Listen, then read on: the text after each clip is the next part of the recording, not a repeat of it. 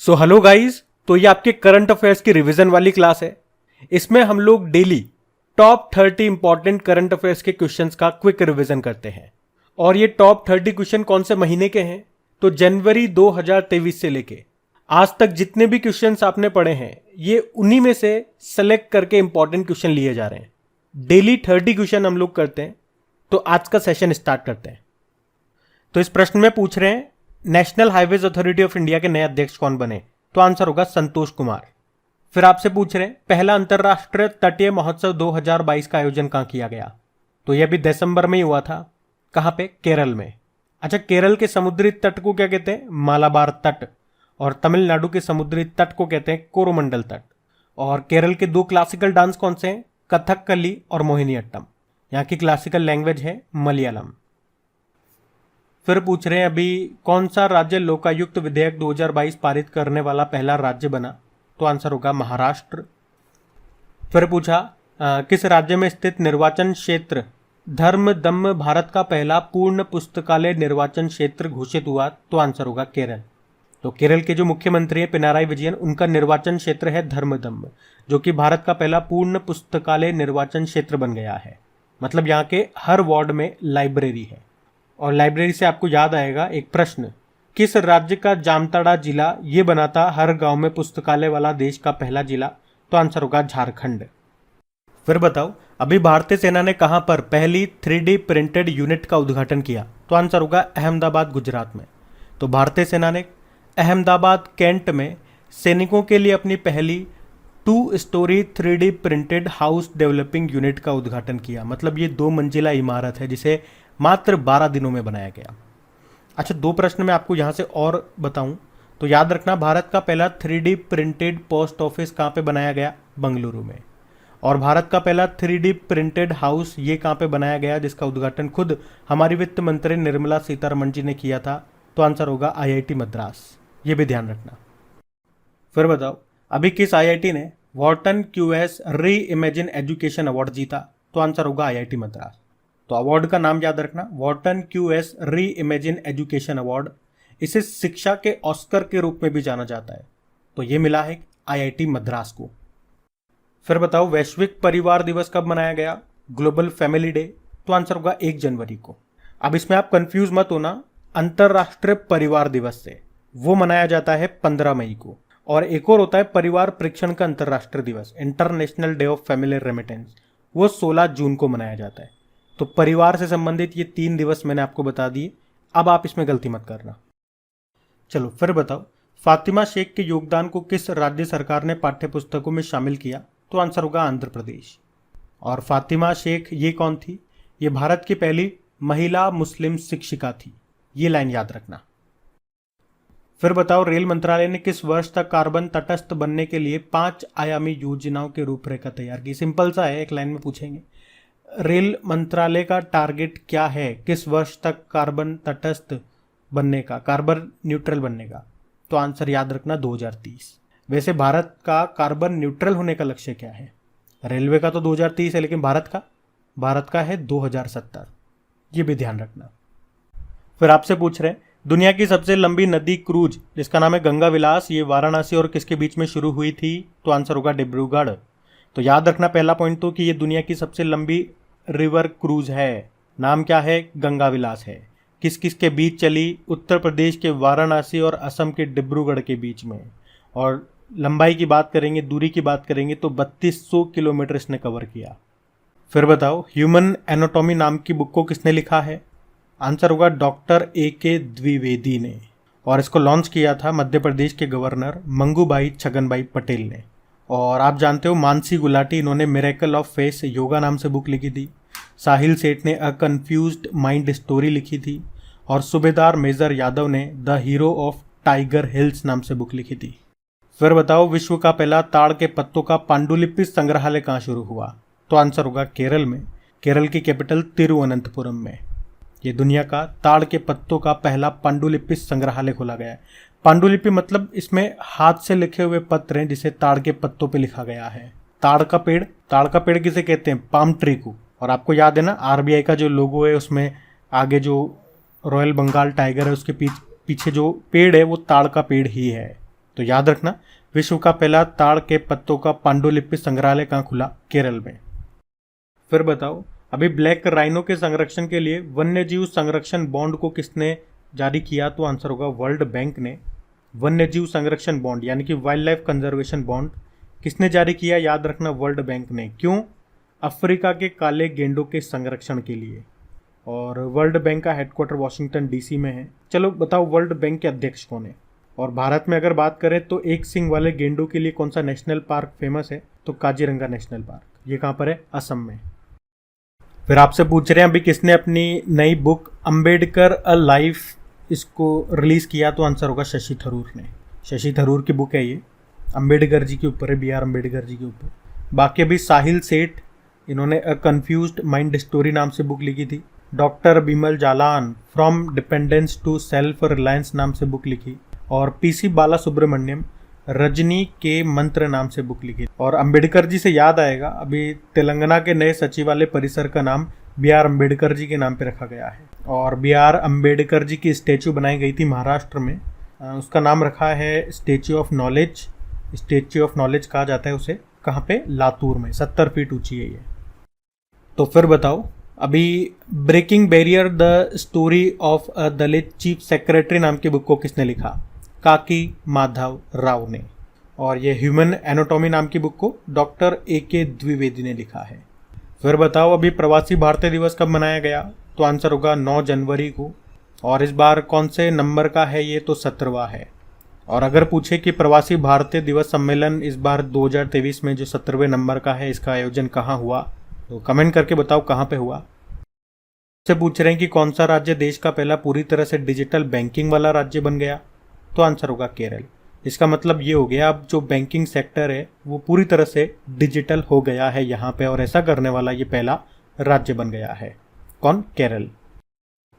तो इस प्रश्न में पूछ रहे हैं कि विश्व हिंदी दिवस कब मनाया गया? तो आंसर होगा 10 जनवरी को। और 10 जनवरी को ही क्यों मनाते हैं? क्योंकि 10 जनवरी 1975 में पहला विश्व हिंदी सम्मेलन ये हुआ था नागपुर, महाराष्ट्र में। लेकिन अगर पूछे राष्ट्रीय हिंदी दिवस कब मनाया जाता है, नेशनल हिंदी डे, 14 सितंबर को। और वो 14 सितंबर को क्यों मनाते हैं? क्योंकि 14 सितंबर 1949 को संविधान सभा ने हिंदी भाषा को भारत की आधिकारिक भाषा का दर्जा दिया था। फिर आपसे पूछा कि भारत में लेप्रोस्कोपिक सर्जरी के जनक कौन थे जिनका भी निधन हो गया? तो आंसर होगा डॉक्टर टेहमटन ई उदवाड़िया। ये भारत में लेप्रोस्कोपिक सर्जरी के जनक कहे जाते थे। और इन्हें 2017 में देश का तीसरा सर्वोच्च नागरिक सम्मान पद्म भूषण से भी सम्मानित किया गया था, लेकिन निधन हो गया अभी।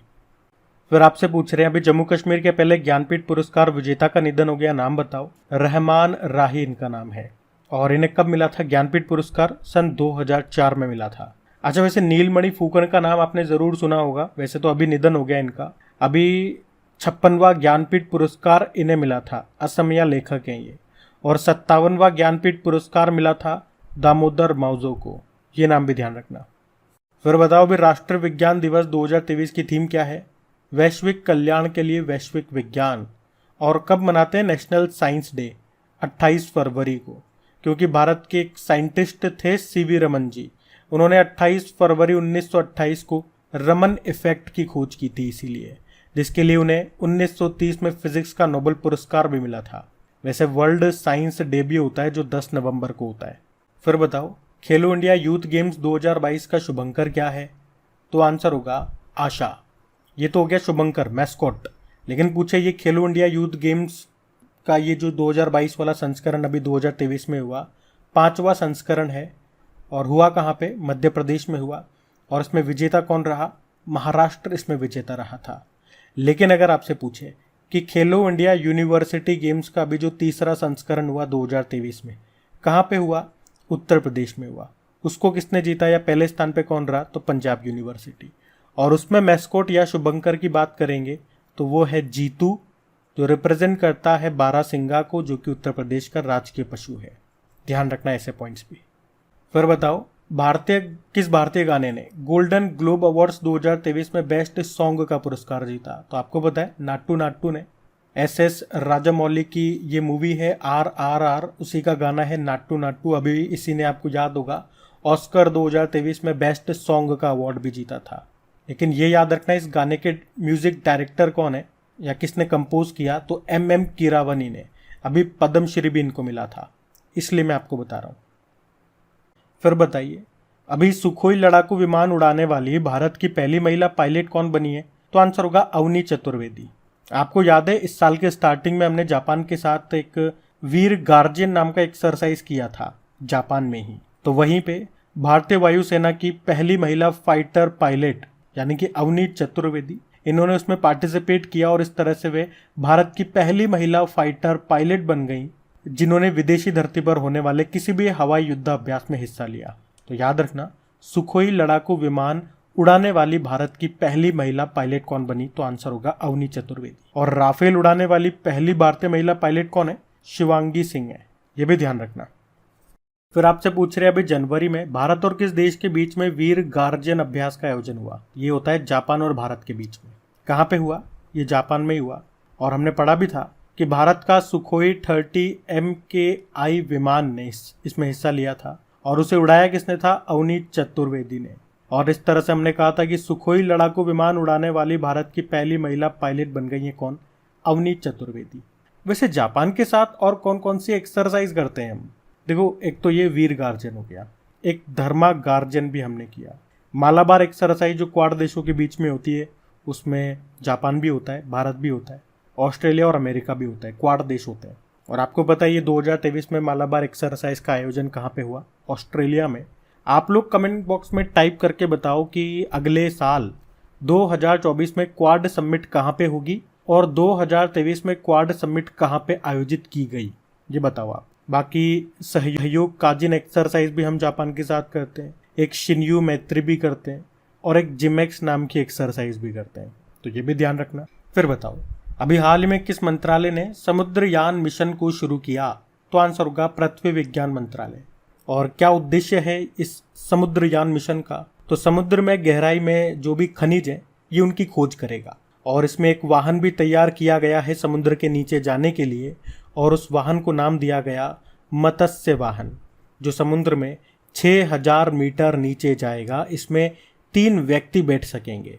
तो 3-4 चीजें याद रखो सीधी सीधी सी। कौन सा मिशन है? समुद्रयान मिशन। समुद्र के नीचे जाएगा, खनिज की खोज करेगा। कितना नीचे जाएगा? 6000 मीटर नीचे जाएगा। जिस वाहन को नीचे भेजा जाएगा उसका नाम है मत्स्य, जिसे कहाँ पे तैयार किया गया? चेन्नई में। अब 2-3 प्रश्न मैं आपसे पूछता हूँ, आप मुझे बताओ समुद्र शक्ति नाम का जो मिलिट्री एक्सरसाइज है ये भारत और किस देश के बीच में होता है? एक विश्व समुद्री दिवस आपने कई बार मनाया है, वर्ल्ड मैरीटाइम डे, ये कब मनाते हैं ये भी बताओ। और बताओ कि भारत का पहला समुद्री संग्रहालय इसका स्थापना कहाँ पे किया गया था? ये 3 प्रश्न मैंने आपसे पूछे हैं, इनके उत्तर दो कमेंट बॉक्स में। और काफ़ी सारे स्टूडेंट्स आंसर देंगे, तो जिनको आंसर नहीं पता वो कमेंट बॉक्स में जा करके चेक कर लेना। और वीडियोस पसंद आ रहे हैं और आप चाहते हो कि इस तरह से हम इन्हें कंटिन्यू रखें, ये सीरीज आपको अच्छी लग रही है जिसमें 10 मिनट में हम लगभग 30 क्वेश्चन करते हैं, तो अगर आप चाह रहे हो इसे कंटिन्यू रखा जाए तो थोड़ी सी मेहनत आपको करनी पड़ेगी। इसे अपने दोस्तों के साथ में शेयर करना पड़ेगा ताकि कुछ लोग और हमारे साथ जुड़ें, तो मुझे भी काम करने में मजा आए। बस आपको इतना सा काम करना है, दोस्तों के साथ में इस वीडियो को शेयर कर दिया करो। जो भी आपका स्टडी ग्रुप होता है व्हाट्सएप पे, फेसबुक पे, टेलीग्राम पे, एक बार वीडियो को शेयर करके छोड़ दो, बस आपका काम खत्म। फिर ये वीडियो आपको इसी तरह से कंटिन्यू मिलते रहेंगे जैसे जैसे वीडियोस को रेस्पॉन्स मिलता रहेगा। लेकिन फिर रेस्पॉन्स नहीं मिलता, आप लोग शेयर नहीं करते हो, तो फिर आपको पता है हमें फिर सीरीज बंद करनी पड़ती है, क्योंकि किसी भी चीज़ को हम स्टार्ट कर रहे हैं तो इसी उम्मीद के साथ कर रहे हैं पहली चीज़ तो आपको बेनिफिट है उससे और उस सीरीज को रेस्पॉन्स मिले। तो मैं भी अपना प्रयास कर रहा हूँ, आप भी छोटा सा प्रयास कीजिए इसे शेयर करने में। फिर बताइए, जनवरी 2023 में किसी विदेशी परियोजना पर तैनात होने वाली बॉर्डर रोड ऑर्गेनाइजेशन की पहली महिला अधिकारी कौन बनी? तो आंसर होगा सुरभि जखमोला। तो सुरभि जखमोला वे किसी विदेशी परियोजना पर तैनात होने वाली सीमा सड़क संगठन की पहली महिला अधिकारी बन गई है। उन्हें भूटान में प्रोजेक्ट दंतक के तहत बॉर्डर रोड ऑर्गेनाइजेशन के द्वारा तैयार किया गया। तो किस प्रोजेक्ट के तहत पूछे तो प्रोजेक्ट दंतक, नाम ध्यान रखना इनका। और अभी आपने पढ़ा था सियाचिन में सक्रिय रूप से तैनात होने वाली पहली महिला अधिकारी कौन बनी थी? शिवा चौहान। तो ये थी आज की आपकी करंट अफेयर्स की रिवीजन वाली क्लास। कैसी लगी आपको क्लास? कमेंट करके जरूर बताओ। क्या स्कोर रहा आपका और क्या ये क्लास आपके लिए हेल्पफुल साबित हुई? क्या इससे आपको मदद मिलेगी आपकी पढ़ाई में, चीज़ों को याद रखने में? और अगर आप चाहते हो इसे हम कंटिन्यू रखें या नंबर ऑफ क्वेश्चन और भी ज़्यादा बढ़ाएं। तो इसमें आपको भी सपोर्ट करना पड़ेगा, आपकी भी मदद लगेगी। इसे अपने दोस्तों के साथ में आपको शेयर करना पड़ेगा। जितने ज़्यादा स्टूडेंट जुड़ेंगे मुझे भी इसमें समय देने पे और काम करने में मज़ा आएगा। अब बस आपको क्या करना है, अपने दोस्तों के साथ में जो भी आपका स्टडी ग्रुप है व्हाट्सएप पे या टेलीग्राम पे, इसे एक बार शेयर कर देना। डेली मैं वीडियो लेकर के आऊँगा, ये करंट अफेयर्स का रिवीजन वाला डेली आपको शेयर करना है। बाकी क्विज भी आप लगाते रहें आपकी क्रिक एग्जाम एप्लीकेशन में, हर तरह की वहाँ आपको क्विज मिलेगी, स्टैटिक भी करंट अफेयर्स वाले भी। लिंक नीचे डिस्क्रिप्शन बॉक्स में है। तो बस आज के लिए थैंक यू।